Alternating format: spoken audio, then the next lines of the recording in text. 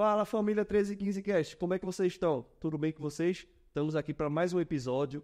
Antes de mais nada, eu vou pedir para vocês deixar aquele curtir, que vocês compartilhem esse episódio com outras pessoas, para que essa palavra possa chegar a mais e mais gente, né? Hoje, com uma convidada super especial, mais uma vez aqui, a pastora Sara Costa.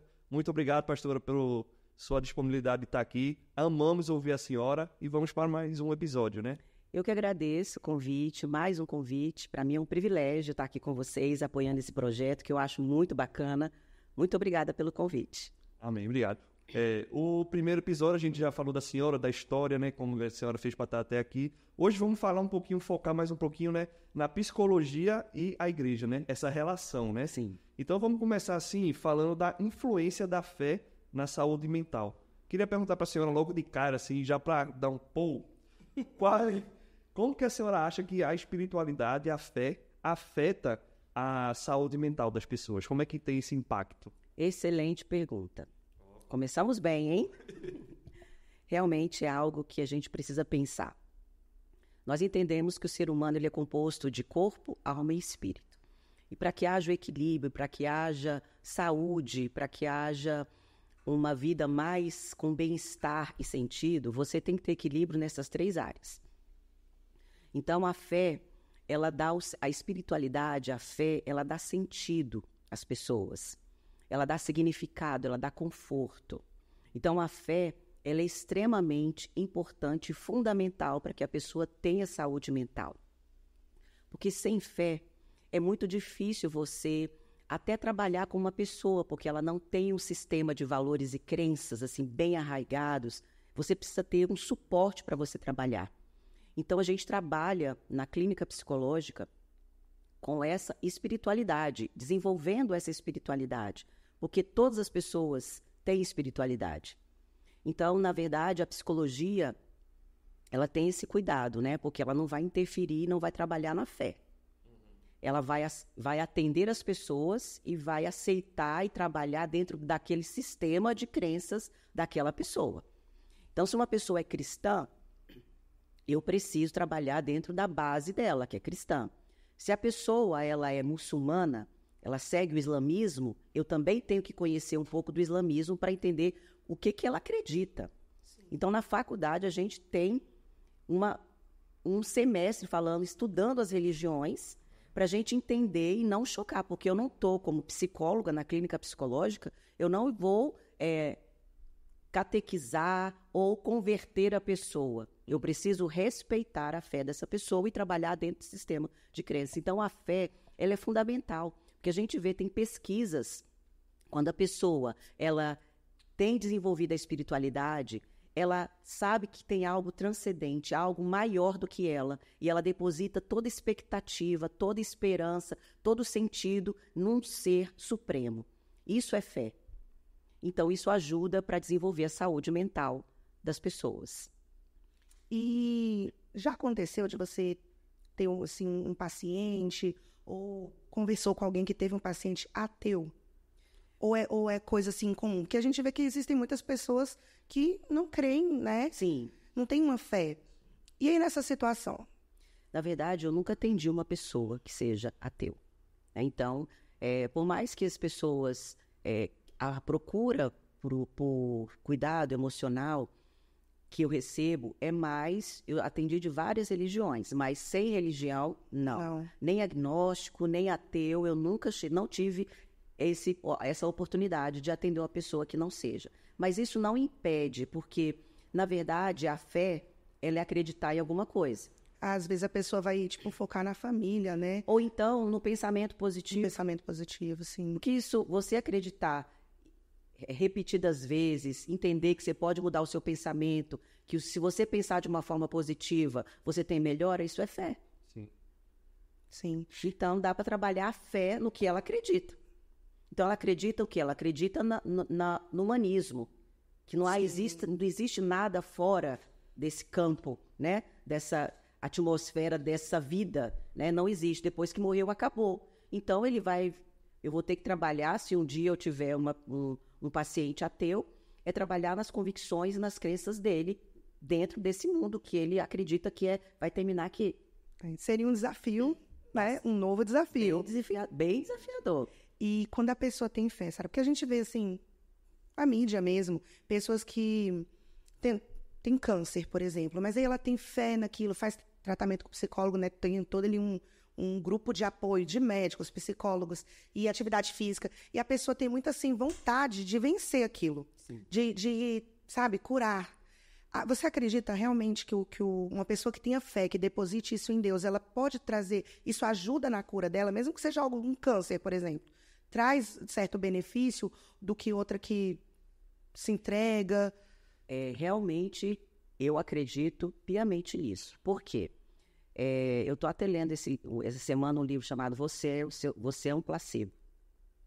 Então, o autor está justamente falando sobre quando você pensa alguma coisa, aquilo pode virar uma realidade. E ele traz, inclusive, que você pode mudar, inclusive, seus hormônios, toda a parte de constituição interna do seu organismo, através do que você pensa e acredita.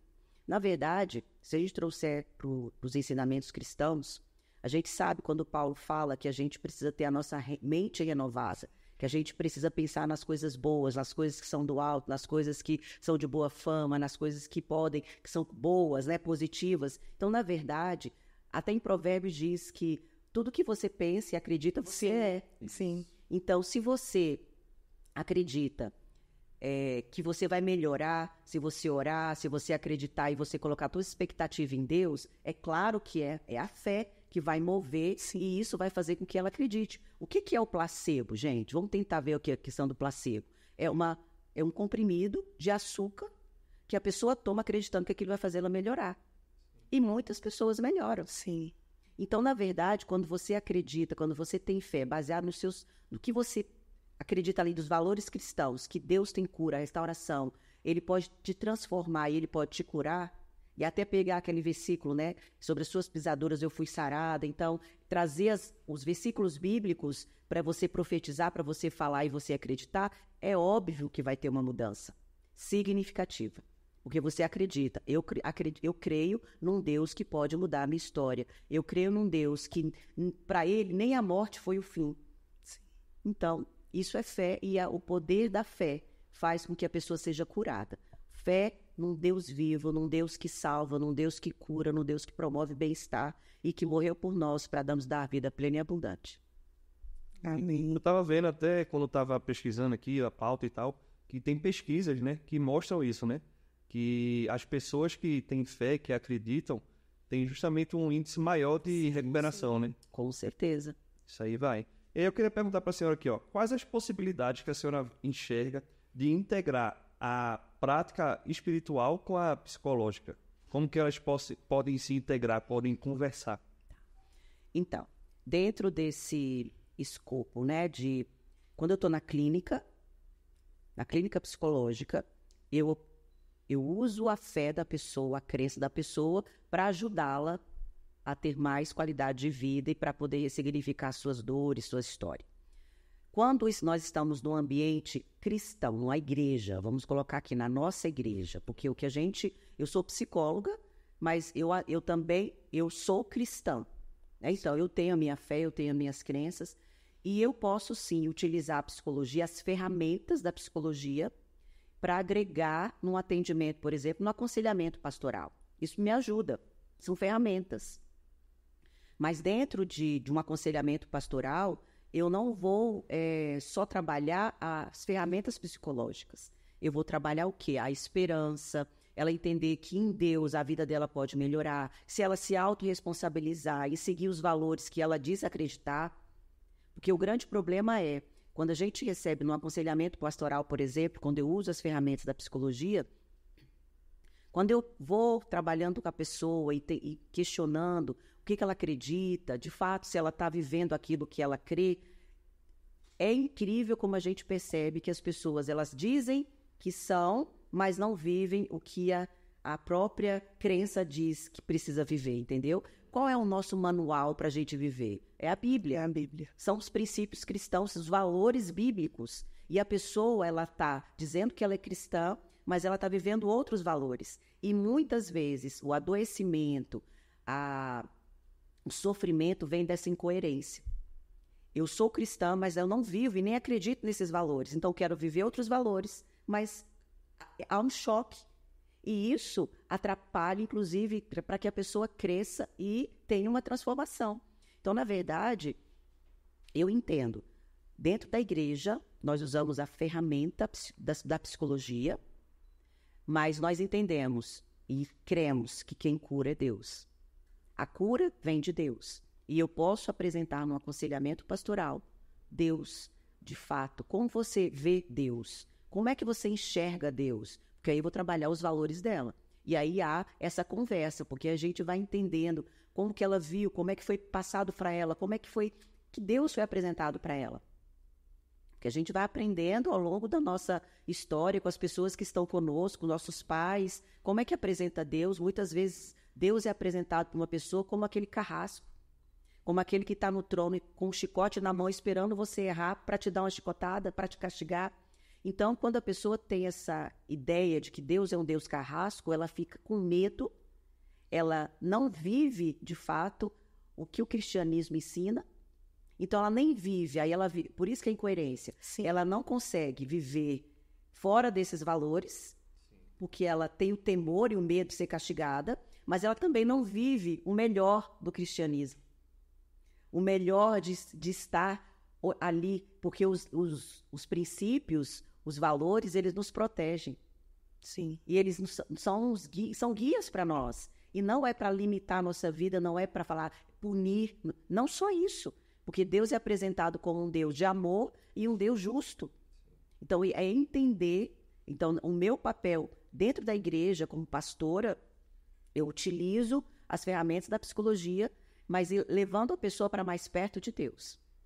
E eu costumo dizer, né, que eu sou terapeuta para levar as pessoas mais para perto de Deus. Então, eu entendo que eu não posso influenciar na fé da pessoa, mas como a grande maioria das pessoas que me procuram são cristãs, eu posso sim associar para ela entender de fato, você é cristã? Você é cristão? Então, você precisa viver na íntegra. Porque senão você vai viver em choque, você vai viver em crise. Então, isso traz muita clareza para a pessoa e descortina muitas coisas e ela pode vivenciar uma vida muito mais saudável, com mais sentido. Ouvindo a senhora falar aqui, eu acho que às vezes as pessoas têm esse conflito e talvez nem saibam, né? Tá tão intrínseco, igual ela vem de uma vida que para ela isso é tão normal que ela não entende que é um conflito. Uhum. É como se fosse, domingo eu tô na igreja, então eu sou cristão, segunda-feira tudo mudou. Não tô roubando, não tô matando. Há uma confusão entre ser cristão, né, viver de fato de forma cristã, e ser religioso. Porque isso também trouxe muitas pessoas, vieram com essa capa, né? Eu preciso mostrar uma capa. E se eu venho ao domingo, eu bato meu ponto, eu tô no culto. Eu tô aqui, então, Deus, você tem que fazer por mim. Né? Então, aquele evangelho meio tabajara, sabe? Né? Então, é que vem para cá que todos os seus problemas acabaram. Isso não existe. Isso, inclusive, não é nem cristão, né? Porque, na verdade, o próprio Cristo fala que no mundo a gente vai ter aflição, mas é para a gente ter bom ânimo, né? E se inspirar nele, porque se ele venceu, a gente vai ter condições de vencer. Então, exatamente, porque pela pessoa, inclusive, não conhecer de fato aquilo que ela fala, que ela acredita.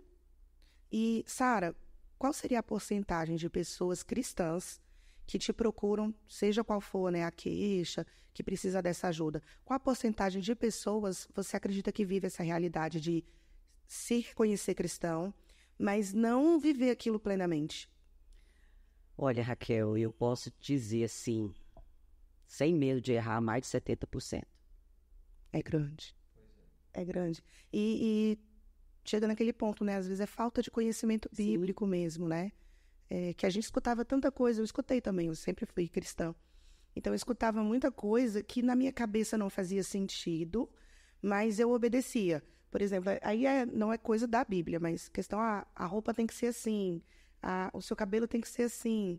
E aí não me fazia, não entendia, porque eu não encontrava aquilo assim literalmente na Bíblia, mas eu obedecia pela questão do medo, de como que ia ser isso. E quando eu entendi, que eu pesquisei, aí eu fui ler a Bíblia, fui escutar pastores, fui procurar aconselhamento, e eu entendi como aquilo funcionava, para mim realmente foi mais fácil. Agora, como o Miller falou, às vezes a gente leva muito tempo para se perceber nesse lugar. Porque a gente tem convicto. Eu sou cristã. Tô vindo na igreja, não tô matando, não tô roubando. Eu sou cristã. Sou uma pessoa boa. Sou uma pessoa Não faço mal boa. pra ninguém, né? E eu acho que muitas pessoas se pegam nisso, né? Mas a porcentagem realmente é alta, né? E tem algum jeito da gente melhorar isso, da gente pelo menos, né? 50%, depois 40%, vamos tentar diminuir isso. Há esperança, desde Sim. que a pessoa se perceba. Porque uma pessoa curada, ela gera cura, né? Porque, na verdade, como é que eu vou ajudar alguém que não se percebe precisando de ajuda? Como é que uma pessoa, eu vou dizer para a pessoa que ela não está vivendo os valores cristãos se ela mesma nem sabe que ela não está vivendo? Então, na verdade, eu primeiro tenho que fazer um trabalho realmente de questionamento. Então, assim, é muito fazendo aquelas perguntas, né? As perguntas poderosas que a gente chama, né? Para que a pessoa reflita, de fato. Aí eu sempre vou levando, porque eu não posso, né? A minha vontade, muitas vezes, né? Falando como sou, né? Dizer, meu filho, minha filha... Ó, é assim, assim, Bíblia assim. que você segue, porque essa eu não conheço. Que versão da Bíblia é essa aí, né? Essa versão. Mas, de fato, assim, eu tenho que respeitar, porque a pessoa tem um tempo. Sim. Ele vai ter que refletir sobre isso e chegar à conclusão e trazer para a consciência, de fato. Eu estou vivendo uma incoerência, por isso que eu estou sofrendo. Eu não vivo lá porque eu tenho medo de ser castigado, e eu não vivo aqui porque eu acho que não tem nada a ver, não faz parte de mim, ou então está totalmente diferente. Então, entre os conflitos, entra a crise, e, de fato, dentro do aconselhamento pastoral, eu posso fazer isso. Então, quando é uma pessoa que é cristã e me procura como psicóloga, eu vou trabalhando nessa base dela cristã. Então, eu trabalho as questões emocionais e trabalho também as questões que ela me permite, que são as espirituais, porque é a mesma base. A base é cristã. Então, é possível você fazer essa junção, você agregar tanto a ciência quanto a fé na pessoa. E é tão interessante esse negócio, assim, de caminhar junto mesmo, porque a Bíblia vem falar que quem nos convence, né, do pecado é o Espírito Santo. Então, muitas vezes, assim, eu acho que o cristão ele tem que fazer essa oração. Deus, Espírito Santo, me convence. O que eu preciso mudar? O que precisa ser melhorado? O que precisa ser corrigido? Porque a gente não vai perceber, né? A gente, como carne, como humano, a gente não vai perceber, pode estar na nossa frente. E a gente não vai dar conta disso, né? Tem que... Aí entra a espiritualidade mesmo, a fé. Sim. Que eu acho que faz total diferença. Igual falou também, ser intencional nisso aí, né? Sim, isso é isso, não. E igual a Bíblia fala, tipo, sonda meu coração, mostra uma coisa errada, né? Porque se a gente não for intencional, vai continuar... Ele pode até ter uma pulga atrás da orelha, assim, né? Tipo, será que eu tô? Será que eu não tô? Mas passou, né? As questões do dia a dia já levam a nossa intenção, nossa mente, né? E acaba que todas as nossas respostas, elas estão na Bíblia. Sim. Elas voltam para a Bíblia. É questão de eu me chegar, de eu pedir perdão. A gente percebe que muitas pessoas também, a vida não avança por mágoa que ficou lá atrás, ou, de repente, uma família, assim, não tão estruturada, que a pessoa aprendeu de uma forma diferente, não a correta, não segundo a palavra de Deus, e isso vai acarretando desafios para uma vida inteira. E é tão interessante isso, porque tem gente que vai passar a vida inteira e ela não vai ser curada. Não. Ela não vai vencer por não se perceber, por não ser intencional, por não procurar ajuda. E justamente eu trabalho muito com a questão da autorresponsabilidade. Que tem uma questão que é muito interessante você observar, é que as pessoas que são cristãs, elas têm uma imagem também equivocada de que, eu estou na igreja, então eu preciso, Deus tem que fazer tudo por mim. Aí entra para o outro extremo. Tem que fazer tudo por mim. É meio que inverte, né? Ela é Deus e Deus é o servo dela. Exatamente. Então Deus tem que estar aqui para cumprir os meus interesses. Então, na verdade, como há essa distorção, ela não entende bem isso, então ela não se autorresponsabiliza. Então, muitas vezes se coloca na posição de vítima. Aconteceu isso no meu passado, então eu não posso fazer nada. Claro que pode. Você não é a sua dor, a sua ferida. Deus nos deu livre-arbítrio para você, inclusive, escolher. Eu não quero mais viver esse tipo de vida. Eu não sei como fazer, mas vou procurar ajuda para que eu possa encontrar um caminho.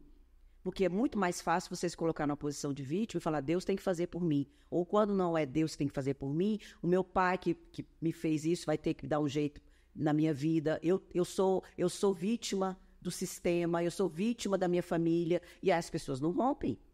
Porque ela precisa ter autorresponsabilidade, ser intencional nesse processo de transformação, porque nós somos agentes da nossa vida, nós somos o protagonista da nossa história. E não dá para a gente colocar a responsabilidade na mão de outra pessoa. E, na verdade, eu gosto de dizer sempre isso, né? Deus não vai fazer nada que a gente pode fazer, mas vai fazer tudo que a gente não pode. Então, procurar ajuda, mudar seus hábitos, ser intencional no seu relacionamento com Deus, ser intencional para modificar o relacionamento com seus filhos, com seu cônjuge, com o seu chefe, isso é você. Agora, trazer o convencimento, mudar aquela história, Deus pode mudar. Mas é a autorresponsabilidade. Nós temos a nossa parcela e Deus tem a dele. Ele não invade. Né? Então, isso é bacana Bem de definido. entender, bem definido. É. Que bom. E a senhora falando que anda junto, a psicologia, fé e tal. Tem uma forma de equilibrar? Como é que a gente equilibra na saúde mental? Chega uma pessoa para você e como é que a senhora equilibra essa fé e ciência? Na verdade, nós vamos ter que fazer essa distinção, né? Dentro de um aconselhamento pastoral, eu utilizo as ferramentas. Dentro da clínica psicológica, eu utilizo a base de fé dessa pessoa. Então, vai trazer mais saúde quando a pessoa realmente perceber o seguinte, como a Raquel trouxe, né? A pessoa está muito magoada e ferida e não quer perdoar. E ela acha que não é justo, ela não tem condições de perdoar o agressor, quem fez mal a ela. Então, na verdade, o que acontece? Eu começo a trabalhar com a pessoa, ok, eu valido a dor da pessoa, porque a pessoa está sofrendo. O sentimento da pessoa, ele é legítimo, dói. A pessoa que sofreu um abuso na infância, ela tem marcas para o resto da vida. A pessoa que o pai abandona, que a mãe abandona, que não se sente protegido, ele também sofre. Onde entra para entrar esse equilíbrio? Na verdade, eu trabalho com o que é a mágoa. A mágoa é um peso que você carrega. Você está carregando aquela pessoa que te feriu próximo a você o tempo inteiro. É um peso morto que você carrega para todos os lugares. É o que a gente sempre... Né, aquela ideia da marmita, né? Né? Então, de carregar aquela marmita, né? Com vômito. Né? Então, na verdade, muita gente está mostrando o tempo todo e ganha, inclusive, visibilidade, afirmada, né? Olha o que me fizeram, me mostra, né? Olha, eu sou sofrida, olha o que me fizeram. E ali, ela acaba que cultuando a mágoa. Idolatrando aquela mágoa porque ela tem ganhos. E aí onde que entra o equilíbrio para ela entender que ela precisa de cura? Ela precisa, olha, você está sofrendo. Quantos anos você está carregando isso? Muitos anos. Mas eu não consigo perdoar. Eu falei, realmente, é impossível perdoar. Mas aí eu trabalho com ela. Aí eu venho os valores cristãos. Eu trabalho com ela. Você não é cristã? O que é o seu manual de instrução fala sobre o perdão? Então, o próprio Cristo, quando foi ensinar a oração do Pai Nosso, ele fala, perdoai as nossas ofensas, assim como nós perdoamos a quem nos tem ofendido. Então, fica muito claro que da mesma forma que eu perdoo, eu vou ser perdoado. Da mesma forma que eu não perdoo, eu também abro a possibilidade de não ser perdoado. E aí eu trago, quando foi perguntado para Jesus, quantas vezes eu tenho que perdoar? 70 vezes 7 por dia. Ou seja, perdão não é uma opção, é um mandamento. Então, você pode decidir não perdoar, ok. Essa é uma escolha que é sua. A vida é sua. Eu não posso interferir na sua vida. Eu estou dizendo o seguinte, você tem 2 caminhos que você pode trilhar. Esse caminho de mágoa e um caminho de perdão. Quando você escolhe um caminho, você vai ter vantagens e desvantagens. Então, você vai ter que verificar, você tem que ser inteligente e escolher onde você tem mais vantagens e menos desvantagens. Então, eu vou trabalhando com ela. Qual a pessoa? Qual é a vantagem de carregar tanto tempo a mágoa? O que tem sido bom para você? Aí trabalha vantagens e desvantagens. Agora, o perdão, o caminho do perdão. Quais são as desvantagens? É sofrido, não é justo, parece que eu estou anulando o que a pessoa fez. Aí vão as desvantagens. Mas aí eu trago. Perdão é decisão. você nunca vai sentir vontade para perdoar. É uma decisão, é o ser intencional e se autorresponsabilizar. Então, o perdão é uma decisão. Primeiro você decide, depois você sente. E mostra para ela, conto exemplos, histórias de pessoas que tiveram histórias terríveis, de muita dor e que conseguiram perdoar. E para elas, essas pessoas, foi libertador. Então, porque é muito mais vantajoso para nós perdoarmos do que para quem nos fez mal. A gente libera a pessoa, mas a gente que fica mais livre. Então, aí você vai trazendo essa, aí eu posso associar e equilibrar, percebe? Porque eu não posso falar, você tem que perdoar. Não, a vida da pessoa, ela é quem tem que decidir. A vida é dela. E ela que vai ter que entender o seguinte, eu posso escolher, eu tenho livre-arbítrio para fazer o que eu quiser da minha vida. Mas ela tem que entender que ela é escrava das consequências da escolha dela. Então, se ela escolher não perdoar, ela vai ter algumas vantagens, vai ficar longe, não quer mais contato, né? Mas ela também tem desvantagens, porque ela vai carregar esse peso, pode inclusive ficar doente, porque mágoa já está muito mais que comprovado que muitas doenças são originadas, a origem dessas doenças é muita mágoa, é muita raiva, é muita falta de perdão. Então, ela vai ter também a consequência. Então, eu vou mostrando isso para ela, colocando, e eu falo, agora você coloca na balança e vê o que você dá conta de fazer. E eu estou aqui para te ajudar. Aí é a forma de equilibrar. O importante disso também é a gente perceber que quem tem que trilhar esse caminho, né, esses dois caminhos, é a própria pessoa, né? Sim. A senhora está ali para aconselhar, para dar os caminhos. Na verdade, eu gosto de dizer o seguinte, que o psicólogo, o terapeuta, gosta dessa figura, andando junto com o paciente. E ele, num lugar escuro, tem a lanterna. Então, ele não vai falar nada, ele só aponta aquele feixe de luz, né? Faixa ou feixe? Fecho. Aquela luz, né? Aquela luz, isso. Feixe de luz. Então, você sinaliza, ou mostra e coloca luz naquela situação e a pessoa que vai ver, vai decidir o que ela vai fazer com o que ela enxergou. Então, essa é a função do terapeuta, essa é a função do psicólogo, da pessoa que trabalha com apoio e suporte emocional. É de você mostrar, direcionar o que você pode fazer com isso. Apareceu aí, porque antes você não enxergava. Mas eu direcionei a luz ali, olha. Então, trouxe luz para aquela situação. O que você vai fazer com isso? Acontece caso das pessoas quererem responsabilizar o terapeuta, o psicólogo.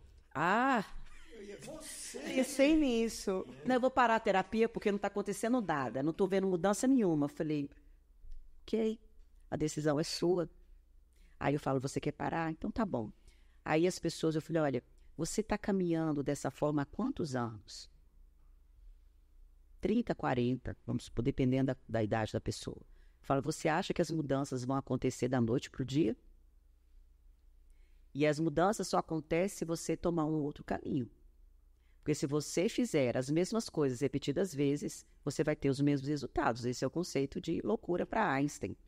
Então, se eu estou apontando e direcionando você e você não faz, não é a terapia que não está fazendo efeito. É você que não está se responsabilizando com o seu processo terapêutico. Mas fique bem à vontade. Você quer parar a terapia?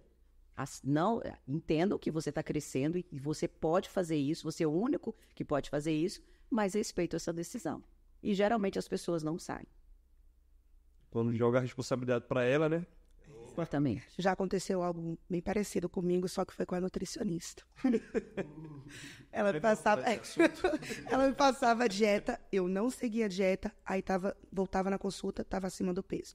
Ela passava uma nova dieta, eu não seguia a dieta, voltava lá, estava acima do peso. Eu falei, a culpa é sua, essa dieta que está me engordando.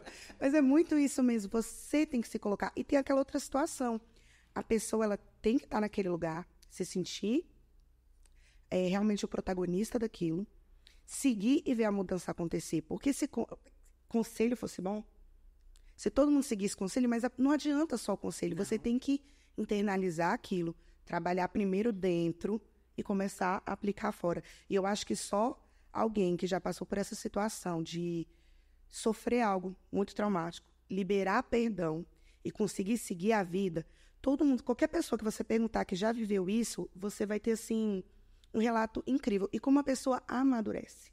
só tem propriedade quem realmente viveu isso. Então, o convite, assim, é realmente as pessoas que têm alguma mágoa, começa a repensar isso, né?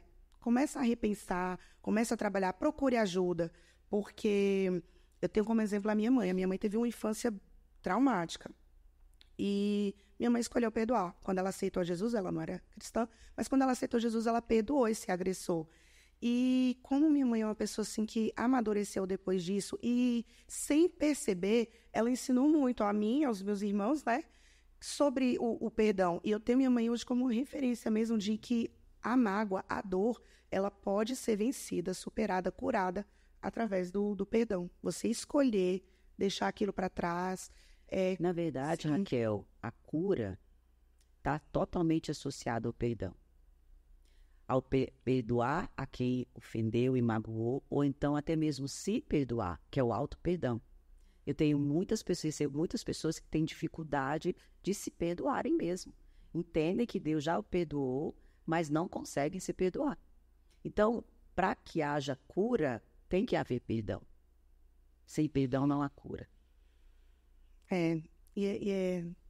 Acho que todo mundo conhece alguém que é assim, magoado. Eu tenho uma colega de trabalho que eu fico, sabe, estou agora no processo de conversar com ela, né, aconselhar, mas eu acho que a palavra é essa, é triste você ver essa limitação da pessoa, porque ela é cheia de talentos, uma pessoa bonita, cheia de qualidades, tudo que ela faz bem feito, mas aí a vida parou num ponto e ali parece que ela está lá, ó, há 20, 30 anos atrás. Não avançou. Empaca, né? Empaca. Na verdade, ela avançou cognitivamente, ela avançou cronologicamente a idade, mas emocionalmente ela está onde ela foi ferida.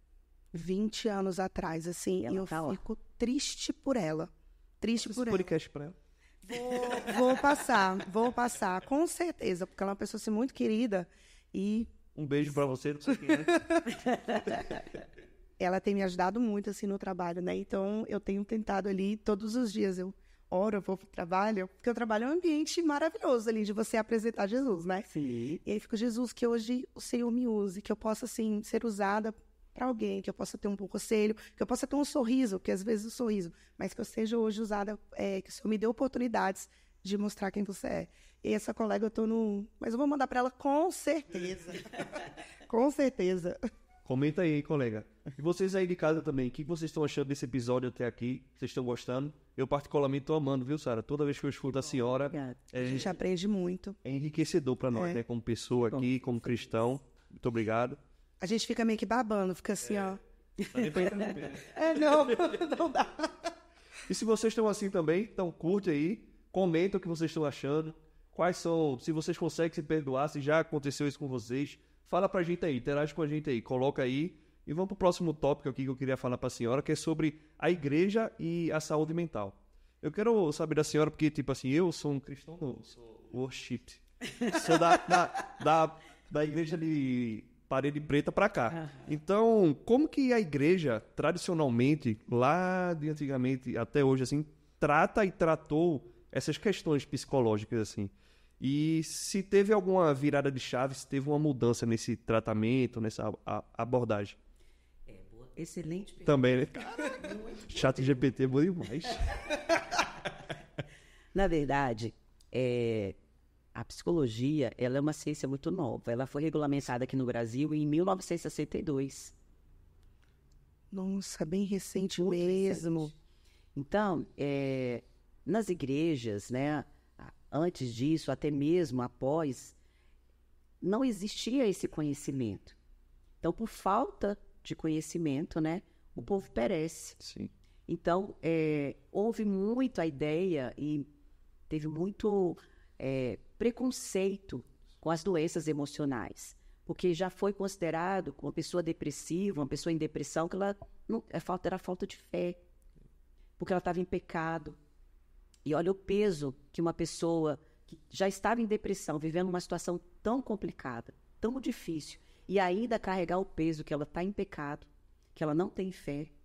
Às vezes tanto é para do demoníaco, né? Não, é o demônio, né? Exatamente. Então, até mesmo de colocar que você está com influência demoníaca. Então, teve muito isso, e ainda tem.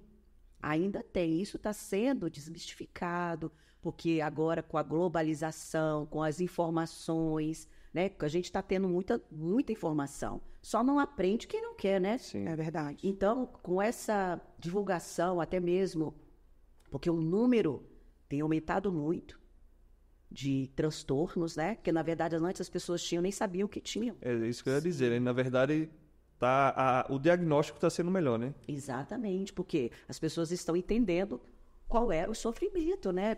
Entendendo o sofrimento da pessoa.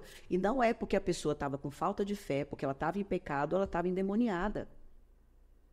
Então, a gente tem que trabalhar. Como é que eu vi que foi acontecendo? É informação, conhecimento. Pastores começaram a estudar, membros da igreja, líderes começaram a estudar a parte emocional, porque a Bíblia está recheada de informações, porque o próprio Cristo, ele é o nosso modelo, ele nos mostra, ele não ignorou as emoções, ele não demonizou as emoções, não demonizou, ele viveu todas elas, experimentou todas elas, e ele nos mostrou que é possível. A gente precisa aprender a expressar as emoções de forma saudável, não negá-las. Então, é com conhecimento, é com estudo, e eu vejo que ainda tem muita dificuldade. Outro aspecto que eu acho muito complicado ainda, no público cristão, é entender que transtorno emocional, transtorno mental, é uma doença como outra qualquer. Muitas pessoas chegam para mim com ansiedade, às vezes até deprimida, e eu sugiro que ela procure uma ajuda psiquiátrica, porque o psicólogo ele não dá diagnóstico, ele não pode receitar medicação. Quem faz isso é o médico. A gente, pelos sintomas, tudo leva a crer, né? A gente sabe que pode estar passando por isso, mas quem fecha o diagnóstico é o médico, é o psiquiatra. Então, quando é sugerido para essas pessoas, a grande 99,9% das pessoas falam assim: eu não quero tomar medicação porque eu não quero ficar dependente. Sim. Essa é a fala. E você acha, assim, que isso é no meio cristão ou de uma maneira geral?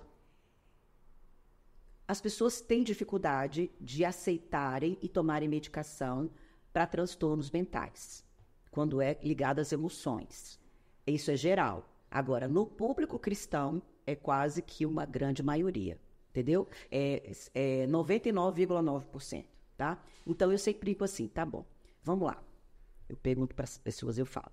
Se você recebesse hoje o diagnóstico de diabetes, que você precisa tomar insulina, você falaria para o médico: não, eu não quero tomar insulina porque eu não quero ficar dependente da insulina. Você falaria isso para ele? Não. Não. Não. Aí você recebeu um diagnóstico, está com pressão alta. E quem tem pressão alta, ela não baixa sem você fazer nada sem medicação. Então, você recebe um diagnóstico, você tem pressão alta. Você precisa tomar essa medicação para o resto da vida. Você vai falar: não, eu não quero tomar essa medicação porque eu não quero ficar dependente dela. Aí eu falo: nesse caso da diabetes, a medicação, ela é bênção ou é maldição? Bênção. Bênção. No caso da pressão alta, é bênção ou maldição? É bênção. E quando você sofre de ansiedade, que há um problema neuroquímico, você não consegue controlar seus pensamentos, é algo físico, você acha que a medicação que vai equilibrar isso e vai diminuir os seus pensamentos perturbadores, vai te trazer mais equilíbrio, isso é bênção ou é maldição? É bênção. É bênção. Para quem tem transtorno de bipolaridade, que precisa tomar medicação para o resto da vida, a medicação é bênção ou maldição? Bênção. Aí eu começo a trabalhar isso e você está com preconceito, porque você acha que quem procura psicólogo, ainda tem gente que pensa, infelizmente, quem né? procura psicólogo, quem procura psiquiatra é louco. Sim. Quem toma medicação é louco. Eu falei: isso não existe.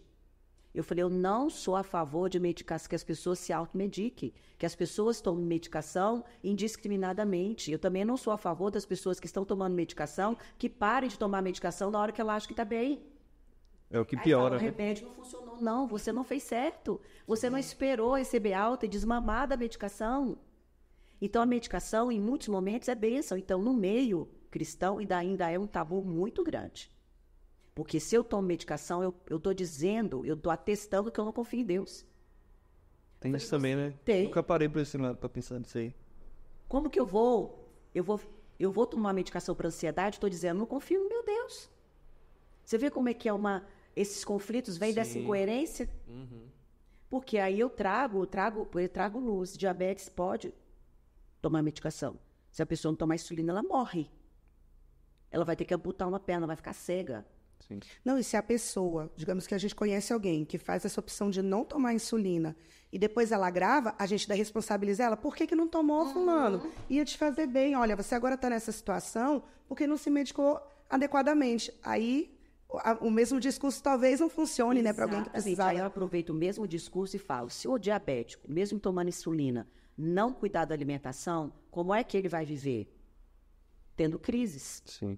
Sendo afetado na sua saúde.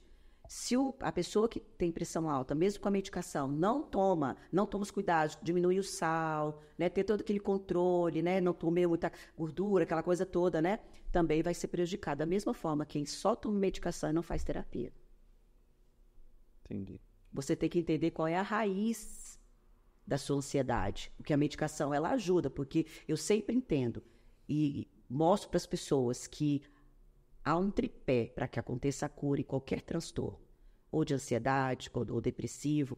Você tem que ter o tripé: ajuda medicamentosa, psiquiatra, ajuda psicológica, terapia e ajuda espiritual. Esse é o tripé que vai tirar a pessoa desse lugar. E tudo isso depende da ação e da responsabilidade da pessoa que está sofrendo. Eu posso falar com propriedade, né? Que ano passado eu fui diagnosticada com depressão e foi bem isso mesmo. Eu não conseguia equilibrar os meus pensamentos. Não conseguia organizar eles. E aí um dia eu estava muito chorosa, no outro muito irritada, eu não conseguia organizar. Até que eu entendi que aquilo não era normal. E estava me afetando muito, e afetando, assim, a forma como eu olhava para minha família, com as coisas que eu tinha que fazer para mim mesmo. E aí eu procurei o psiquiatra. E aí, para minha surpresa, eu tive que tomar medicação, porque eu achei assim, eu posso estar com depressão. Quando eu cheguei lá, eu já estava com depressão mesmo. E aí, passou a medicação e exatamente isso, Sara. A medicação equilibrou. Quando eu me equilibrei e eu parei assim, porque eu chorava todos os dias. Eu lembro de deitar pro lado da cama e ficava olhando pro guarda-roupa e chorava. Virava, olhava para a janela e continuava chorando. E eu fazia isso o dia inteiro. E aí, quando eu comecei a tomar a medicação, isso equilibrou. Aí eu consegui organizar meus pensamentos. E aí veio toda essa questão, a ajuda psicológica.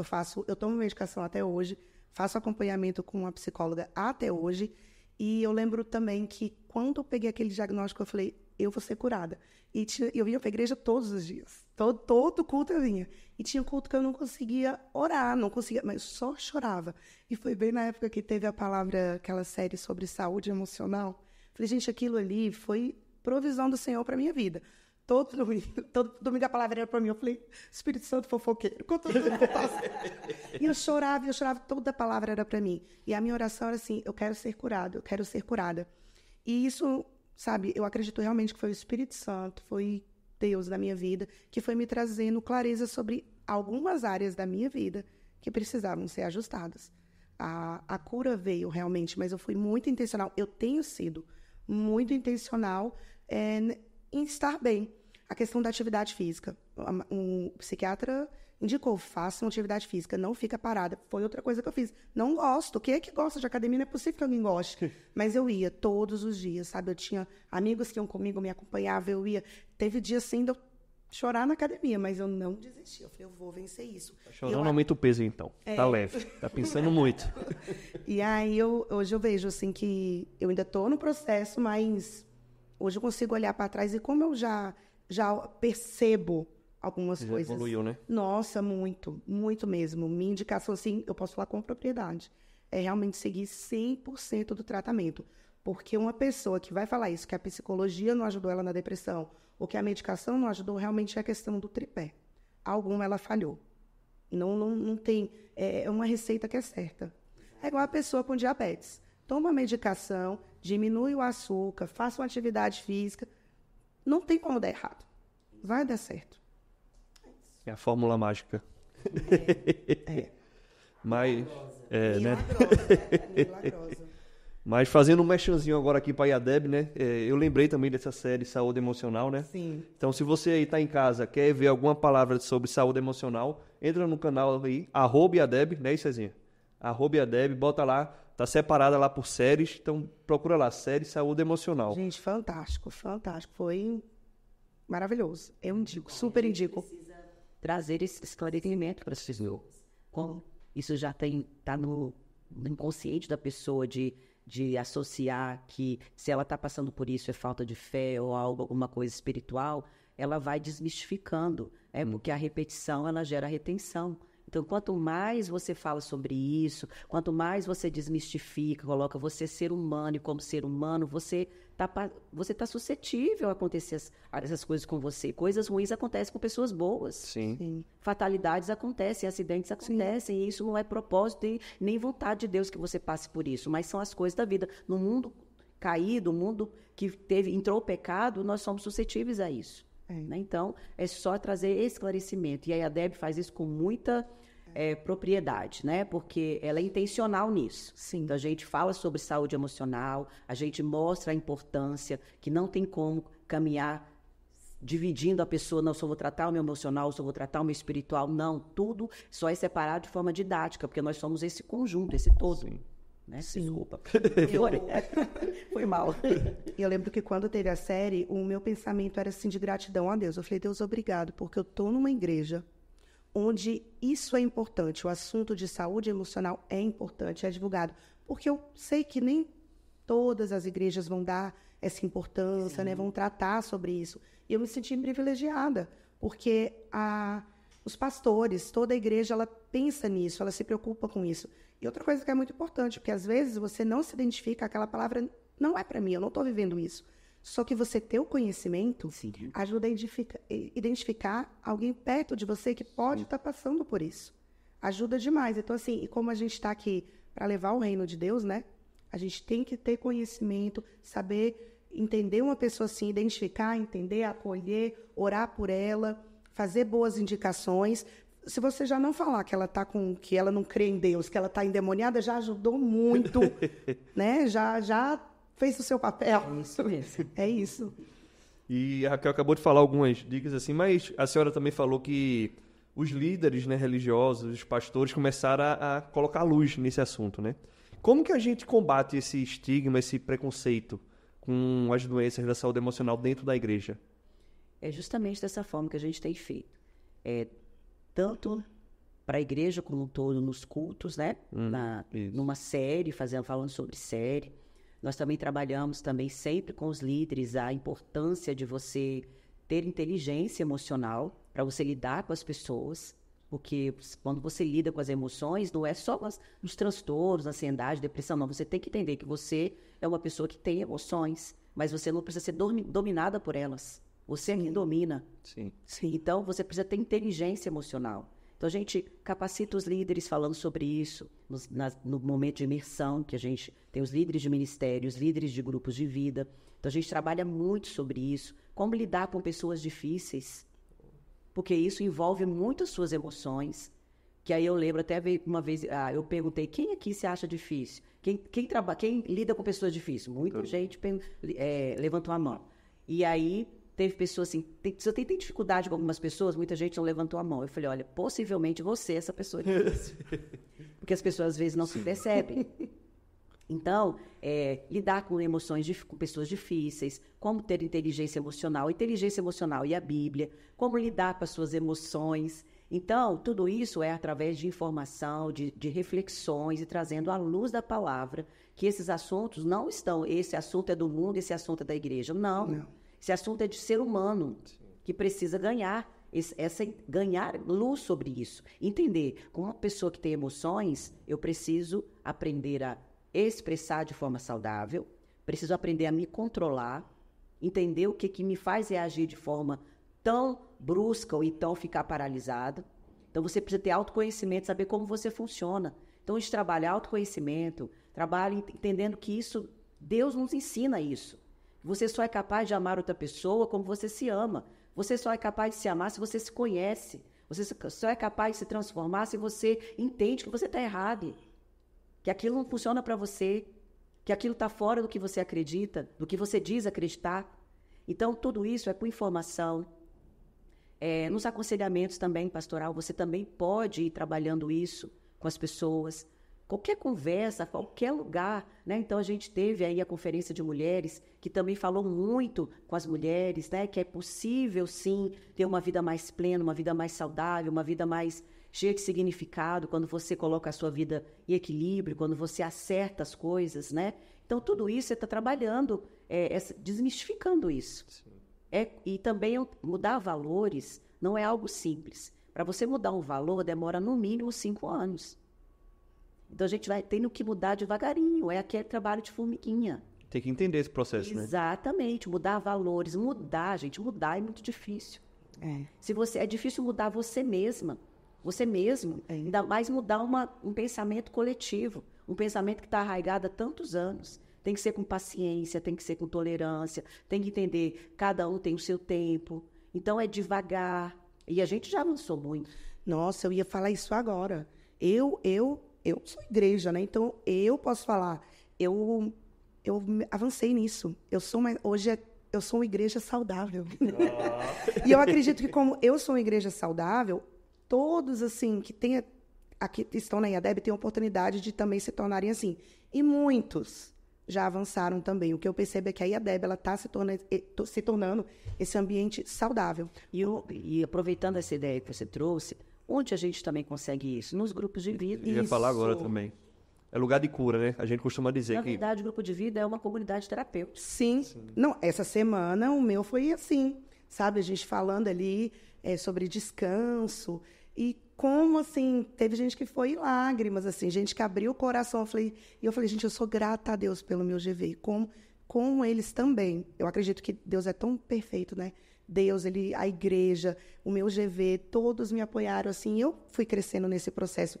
E eu tenho ajudado outras pessoas. É um grupo terapêutico, assim. A gente se ama, a gente se cuida, a gente se preocupa um com o outro, a gente brinca um com o outro, do mesmo jeito que esse GV foi emocionante. Se torna uma família. Sem querer ser clichê. É um grupo de apoio. É um grupo de apoio. E onde é um grupo de apoio é terapêutico. E é um grupo de apoio terapêutico que crê, tem essa fé em Deus. Exatamente. Então, é fácil a gente também se exortar, entendeu? Um ao outro. Porque a fé é a mesma. Ah, por que você não pode fazer tal coisa? Porque a Bíblia nos ensina assim. Será que isso tá legal? Então, assim, é muito bom. E é um lugar de segurança, né? Sim. A gente sabe que ali a gente pode abrir o coração, expor algo que está incomodando muito, está fazendo a gente sofrer, e a gente sabe que a gente vai receber apoio, oração e que vai ficar guardado. Não vai ser exposto. Há confidencialidade. Então, para você que está em casa, o que é GV? GV é a família dos lares. Eu ia dar News. Culto dos lares. Tem sempre um GV perto de você. Então, você aí que é de Brasília, quer participar de um GV é justamente isso, né? Um grupo pequeno, teoricamente, né? Pequeno. Que a gente se reúne uma vez por semana nas nossas casas, nas casas de cada um, vai fazer um rodízio fixo, né? E a gente tá ali para isso, para abrir nosso coração, né? Aplicar. Normalmente, tem a palavra de domingo. Durante a semana a gente fala sobre ela, justamente por causa disso, né? Porque domingo a gente tá aqui no culto, só o pastor, o preletor que fala, né? A gente não tem a oportunidade de debater, né? Eu acho que ele até tem vontade de perguntar, de debater, mas pensa, que horas que ia terminar esse culto? Pois é. Então é no grupo de vida que a gente tem essa oportunidade, né? Isso mesmo. De abrir o coração, de ser confrontado também, né? Porque vê que, às vezes, a nossa ideia não é a certa, né? Não, e é tão interessante, porque às vezes você olha assim, uma pessoa e fala, nossa, fulano é difícil, né? Aí um dia fulano vai e abre o coração, fala de determinada situação, e aí aquilo muda. Você começa a acolher e amar aquela pessoa, porque fala, poxa... Quando você conhece a história... É isso. Você se identifica em alguns momentos, você também tem mais compaixão, você tem mais empatia e fala, agora eu entendo por que a pessoa é assim. Isso. E você se torna um pouco mais tolerante e começa a falar, eu também tenho problema e as pessoas também são tolerantes comigo. E geralmente empatia, assim. Gera empatia, né? Exatamente. E falando com a senhora aqui, como psicóloga cristã, também como terapeuta, atendimento pastoral ali, quais são as áreas mais procuradas, assim, que as pessoas estão mais feridas nessas áreas? Olha, ansiedade, né? Porque o Brasil é o país mais ansioso no ranking mundial. Ele é o país número 1 Top. em ansiedade. Você acha que isso é por quê? Questão de segurança? Origem, tem uma origem? Olha, as pessoas estão muito mais sensíveis. A insegurança, a violência, até mesmo dificuldade de lidar com pessoas, porque tudo isso vai causando ansiedade, porque é excesso de preocupação. Então, a ansiedade também é o número 1 de procura de atendimento. Demandas, ansiedade. Uma outra demanda também que é muito grande é a dificuldade nos relacionamentos. As pessoas têm muita dificuldade de se relacionar. Então, dificuldades nos relacionamentos, transtornos em geral, né? De ansiedade. Os transtornos, eu tenho muita procura, muita demanda, mas se a gente for poder assim, colocar uma sequência, nós temos ansiedade, depressão, dificuldades, conflitos, não saber lidar com conflitos, não saber tolerar frustração, dificuldade, baixa tolerância à frustração, decepções, né? Então, assim, as pessoas estão sofrendo por não darem conta de lidar com as suas próprias vidas. Então, isso é triste ver que, inclusive, dentro da igreja, pessoas que estão sem norte. Então, é por isso que a gente entende a importância de você trabalhar a saúde emocional das pessoas. Da igreja também ser esse ambiente de cuidado, da pessoa entender que ela pode ser acolhida, de dar um suporte e apoio emocional para essa pessoa. Então, muitas pessoas não conseguem pagar uma terapia. Sim. Não conseguem. Então, foi por isso que a gente, até mesmo, isso era um grande sonho na minha vida, desde que eu me formei, que eu falei, eu quero usar dos meus conhecimentos para ajudar as pessoas. Então, foi aí que a gente construiu e nasceu o projeto de aconselhamento, agora falei o nome, projeto de psicológico, né? De ajuda psicológica. É o projeto de aconselhamento,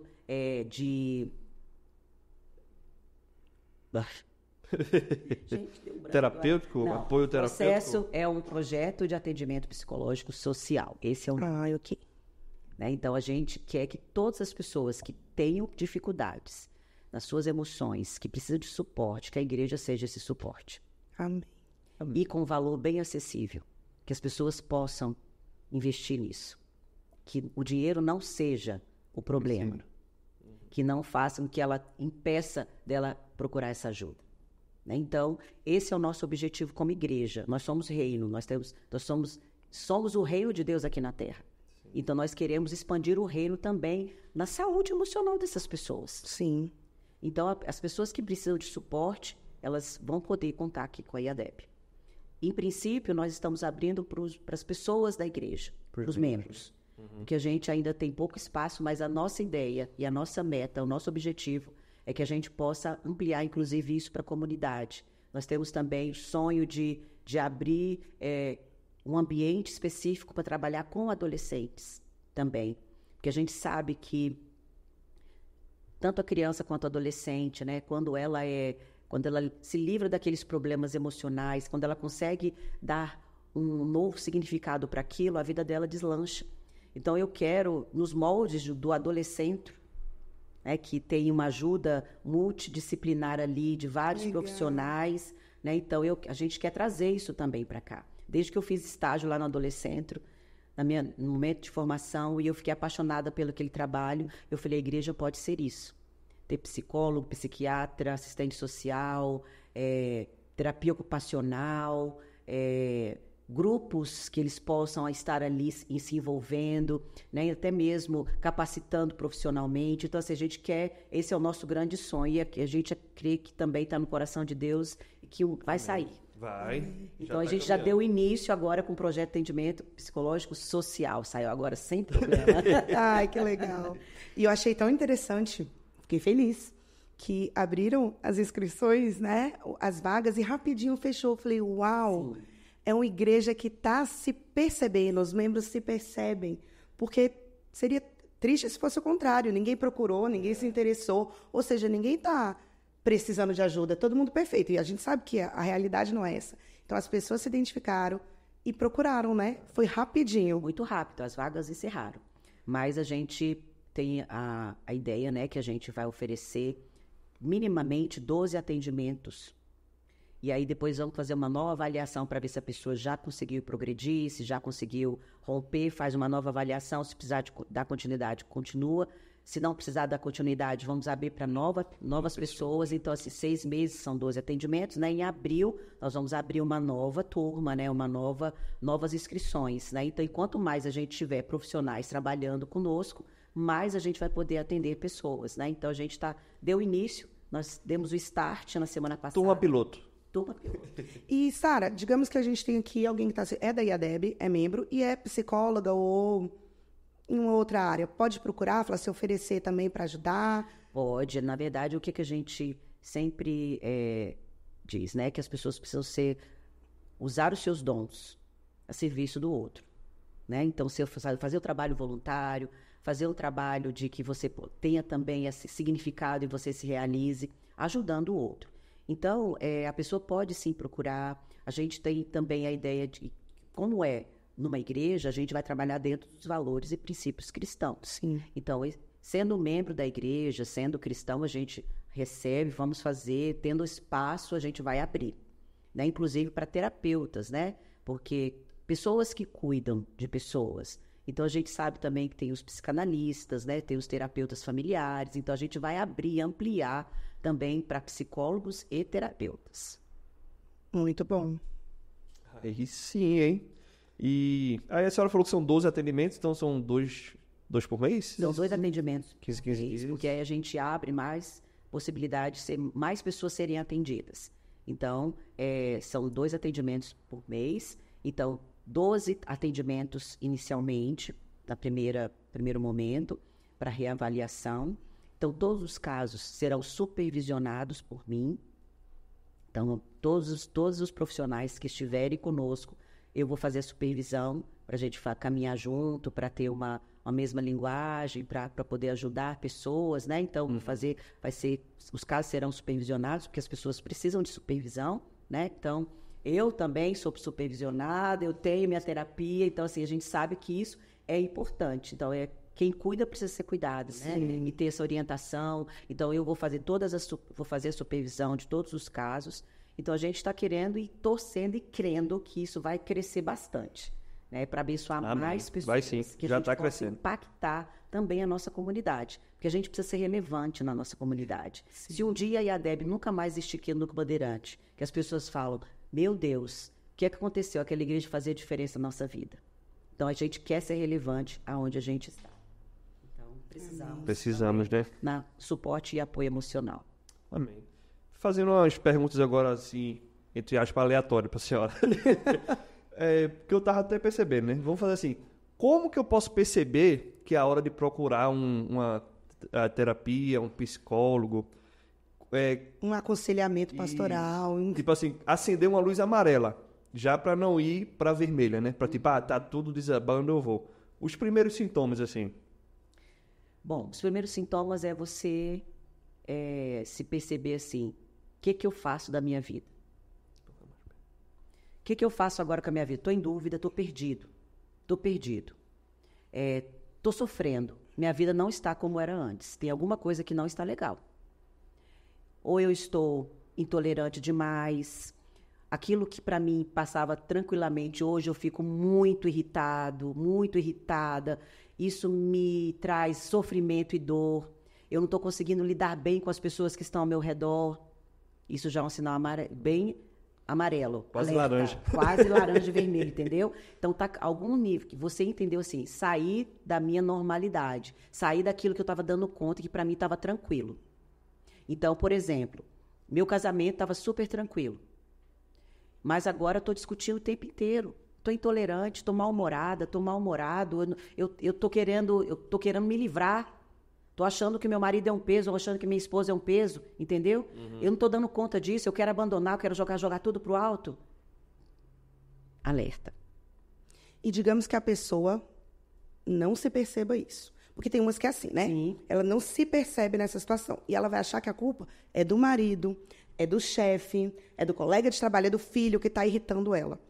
Eu acho que outra coisa que a gente também pode, né? A pessoa pode ficar atenta é se tem duas pessoas falando que você está diferente, dê atenção para isso. Exatamente. Porque, na verdade, é o sofrimento que faz a pessoa ir para a terapia. Dói. Traz desconforto. Não dou conta mais de ficar desse jeito. Já tentei todos os recursos e não consegui. E se a pessoa não se percebe que as pessoas estão sinalizando isso para ela, é importante, porque eu já recebi pessoas assim, eu vim aqui para ajudar meu filho adolescente, meu filho está precisando de ajuda terapêutica. Eu falei, ok. E aí eu começo a ouvir a pessoa, eu falei, olha, eu sinto te informar que o seu filho precisa, mas quem precisa mais é você. Você precisa se equilibrar para dar um suporte para o seu filho. Legal. Então, se a pessoa estiver nessa situação de que meu chefe está insuportável, tá com... Tá todo mundo chato. Vá também no psicólogo, né? Ajudar seu chefe. Procure ajuda. Procure ajuda, pelo menos para você entender. Às vezes não é o chefe. Conversar. Sim. Parar, né, com essa coisa de que só vai no psicólogo quem tá muito afetado, quem é doente, quem... Não. As pessoas precisam... Que muitas vezes pode também procurar, por exemplo, ela está querendo mudar de profissão. Ela está perdida na área profissional. Sim. Ela também pode receber apoio, porque o psicólogo não trata só questões do passado. Isso é um equívoco. Sim. O psicólogo também trabalha com a realidade, no aqui e agora. Então, eu estou pensando, eu estou sem direção, sem norte. O psicólogo pode te ajudar.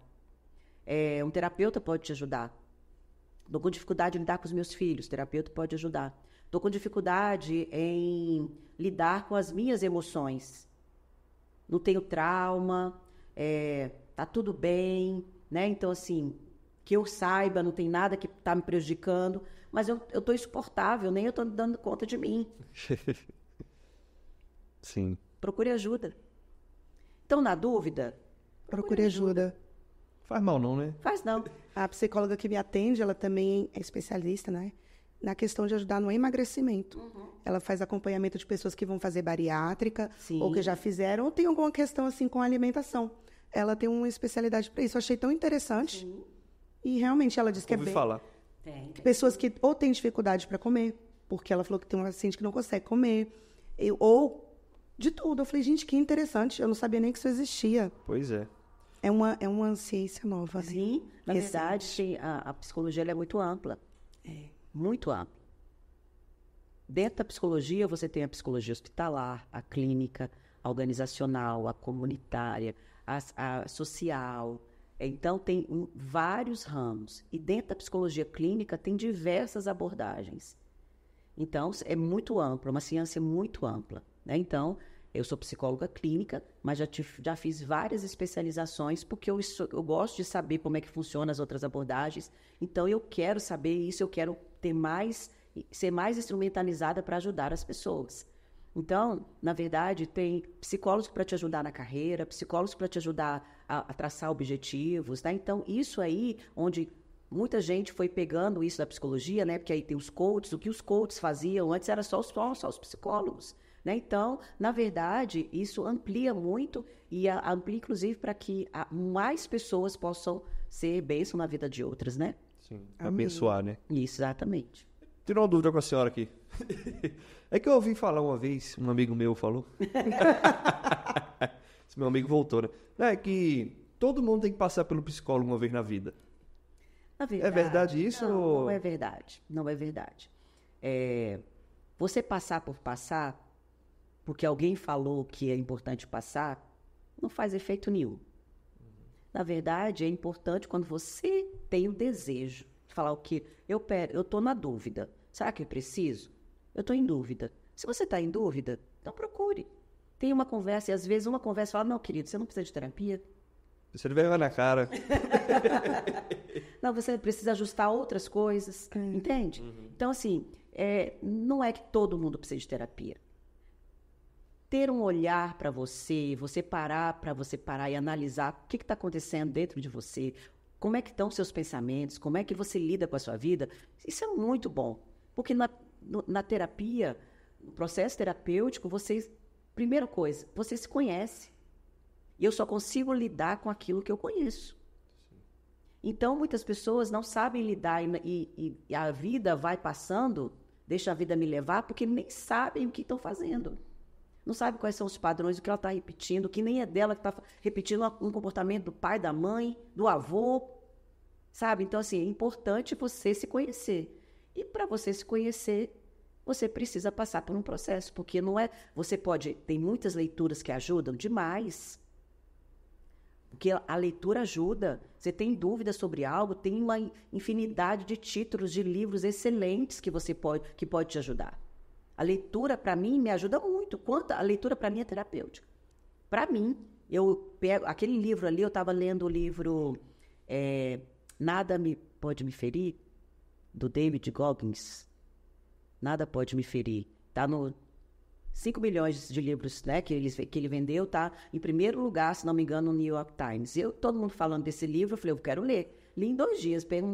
Peguei, essa semana eu li esse livro. Então, fala sobre superação, gosto muito de histórias de superação, biografia, e isso vai conectando. Então, ele passou ali, teve muito abuso físico do pai, teve uma família muito disfuncional, ele também viveu o preconceito, porque ele era negro. Então, ele, nos anos 70, né, lá nos Estados Unidos, onde tinha aquela disputa ali, até mesmo aquela questão da Ku Klux Klan, né? Então ele viveu tudo aquilo, ele é chamado de crioulo, ele era o único negro, então ele superou ele foi mudando a mentalidade dele, com o exercício físico, então ele se tornou aquele CEO da Marinha, depois fez ultramaratona, foi Ultraman, Ironman, então assim, com o esforço físico, ele conseguiu superar muita coisa na vida dele. Então, essas histórias às vezes a gente conecta, né? Impulsiona. Então, a leitura também faz parte para ajudar também. Então, e tudo isso é terapêutico. Não é terapia, é terapêutico. Porque as pessoas falam, sair com as minhas amigas, para mim é a melhor terapia. Não é terapia, é terapêutico. Estar com pessoas apoiando uma outra, não é terapia, é terapêutico. Assistiu o 1315 Cast. Assistiu o 1315 Cast, não é terapia, mas é terapêutico. Sim. Que bom. Outra curiosidade aqui. Tem limite máximo de paciente que uma psicóloga pode atender, ou um terapeuta? Depende da sua sanidade.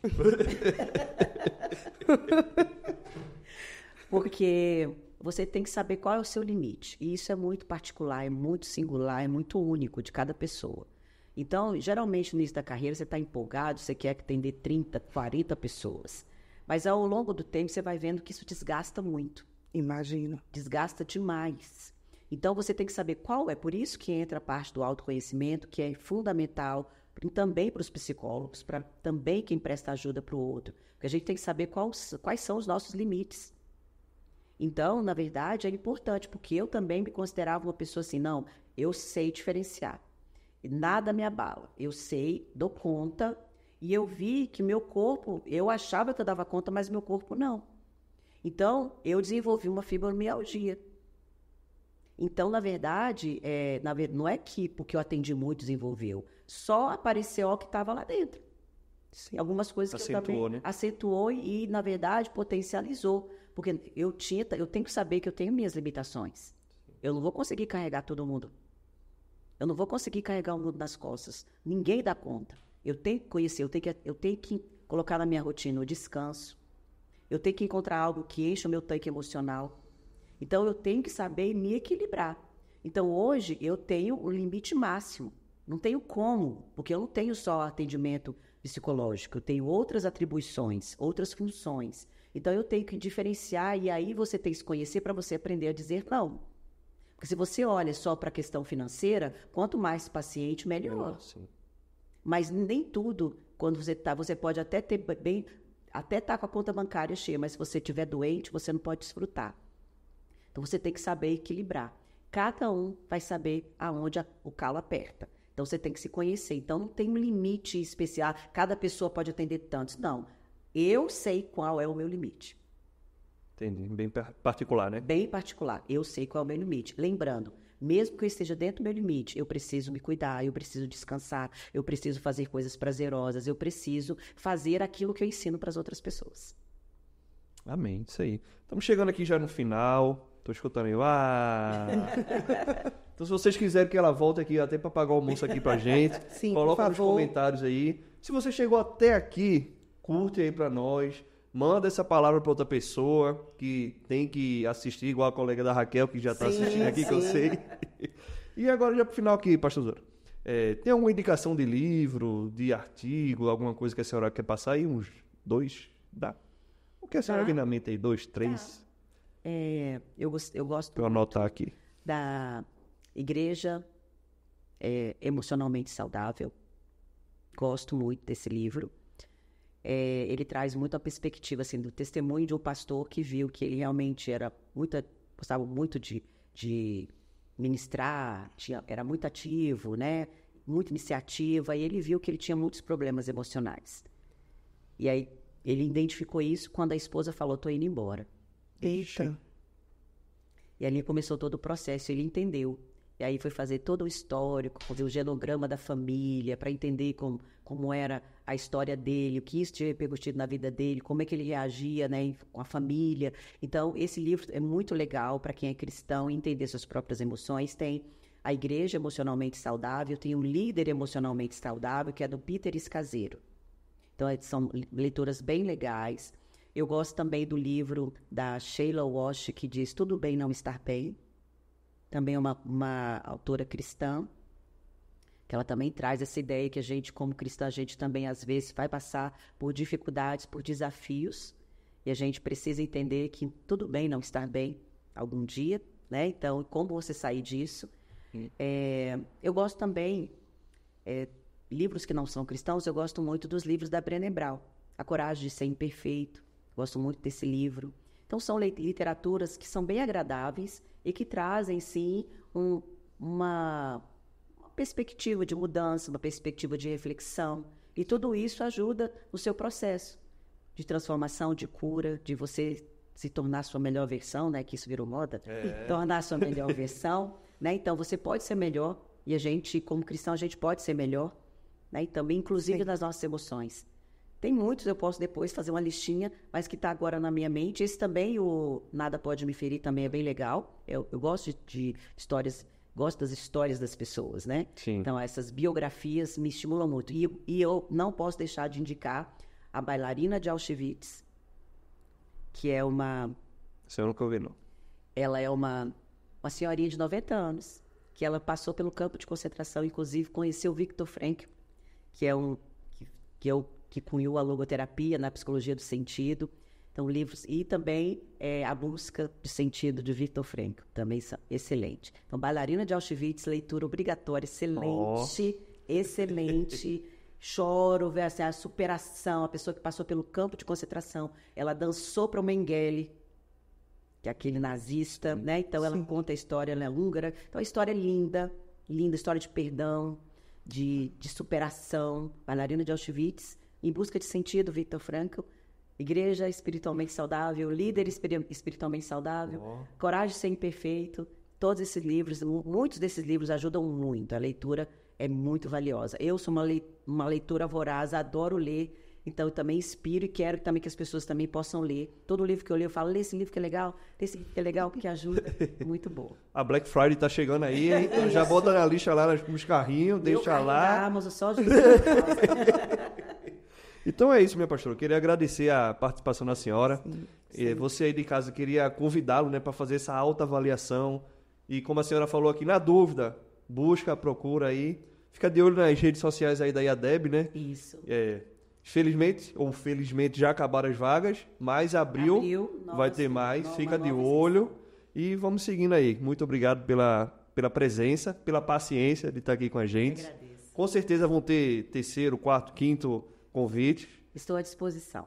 E é isso. Contem comigo. Amém. Falar alguma coisa, Raquel? Mais uma vez, obrigada. E com certeza vão ter outras voltas, porque a Sara, ela não é só psicóloga, né? No esgoto. Ela é aquele povo que tem vários bracinhos, então daqui a pouco, vamos falar sobre equilíbrio, como equilibrar. Chama a Sara.